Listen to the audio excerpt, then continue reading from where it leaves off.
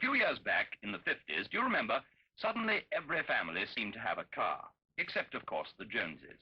The Joneses already had two. At that time, the rising flood of cars from the factories seemed to symbolize the growth of Britain's economy. The tide of affluence was flowing in the kitchen, too. Mrs. Jones and many of her neighbors already had a fridge and a washing machine. And now the man was bringing Mrs. Jones one of those newfangled spin dryers. But the real point was, whether you bought a washing machine or a car, you were buying sheets of steel. So really, steel sheet production was a truer guide to Britain's growth. And here was the trouble. By the mid-50s, the British steel industry was already working to capacity. To keep pace with the growing demand, some steel had to be imported.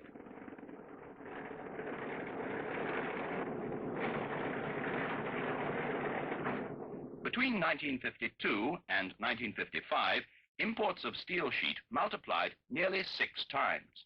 But this was economic madness. For us, an industrial nation, to import a semi-finished product that we could very well make ourselves, if only we had more plant.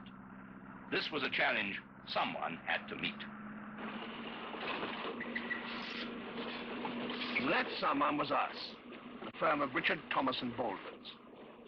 At our works at Ebbw, we were already making a not inconsiderable contribution towards the nation's needs. Now it was decided, with the approval of the government, that we should build a new plant incorporating the most advanced methods to produce another 1.5 million tons of steel a year. Then came the question, where was the new works to be sited? The location could greatly affect our cost of production. Our customers are mainly in the Midlands and the London area. We needed to be reasonably near them. Then we have customers overseas, too. So we needed to be near a port for the export of our products and also for the import of high-grade ores from abroad. We also needed easy access to our established sources of raw materials in Britain, coking coal and limestone from the hills and valleys of South Wales. Our works at Ebbw was having to buy in steel slabs so as to meet its orders for steel sheet. Here was an opportunity for coordination if the new works were sited close to Ebbw and its rail link with Newport. Within this area, other needs narrowed the field. The need for vast supplies of water, good rail communications, and a level tract of land. It had to be large enough not only for the works, but also for future expansion. Out of the whole country, the place that best conformed to the economic and geographical requirements of the project was a flat stretch of meadowland in the county of Monmouthshire, east of Newport, in the country parish of Llanwern.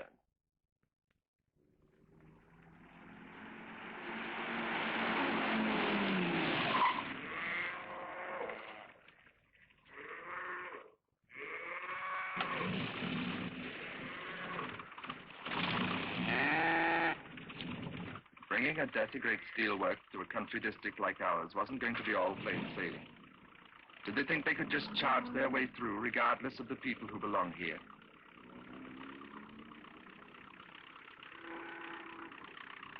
What were they going to do to the countryside? Put a bulldozer through the loft? If they interfered with our ditch system, the whole area would become one big bog. Look at the roads, high and dry above the fields. Why? Well, to keep a way open to the sea wall. Don't forget this is land reclaimed from the sea. Yes, we did have a nasty flood once. The sea broke through and drowned 2,000 people, they say. You can see the high water marks on the churches to this day. Now, we don't want the same thing to happen again, do we? Oh, this has always been a peaceful place. Fresh air, fresh water. What they want to go and spoil it for? What is this life, very full of care? We have no time to stand and stare. W.H. Davis wrote that. He came from around here. Ah, the good old ways, you know, the country ways like. They die hard with us. My grandparents are lying here, and their parents too. Nowadays, there's more people in the churchyard, and perhaps fewer in the church. But there's no real change. We're still country people.